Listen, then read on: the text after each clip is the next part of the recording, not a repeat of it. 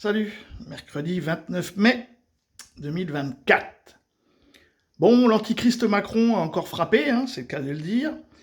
Donc je ne sais pas si les Français vont finir par comprendre que ce mec-là va nous plonger dans une guerre avec la Russie. Bon, moi, après tout, on y va, hein, comme ça on sera détruits les premiers.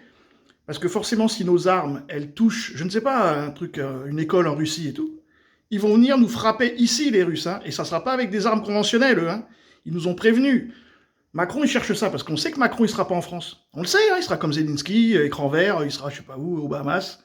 On connaît déjà la fin de l'histoire. Maintenant, est-ce que les Français vont se réveiller en disant, les gars, si vous croyez que nous, les Français, on peut battre la Russie, c'est l'histoire de Coluche, hein, vous connaissez. Coluche disait, c'est en 79, je crois, la France a la possibilité de détruire 80% de l'URSS. Bien. Le problème, les 20% qui restent, ils sont encore 5 fois plus nombreux que nous. Ça a toujours été l'histoire de la Russie. Donc maintenant, on écoute. On reste exactement dans le même cadre. On pense qu'on doit leur permettre de neutraliser les sites militaires d'où sont tirés les missiles, et au fond les sites militaires depuis lesquels l'Ukraine est agressée. Mais on ne doit pas permettre de toucher d'autres cibles en Russie, et évidemment des capacités civiles ou d'autres cibles militaires. À Belgorod, aucun site militaire, que des sites civils, écoles, supermarchés, immeubles.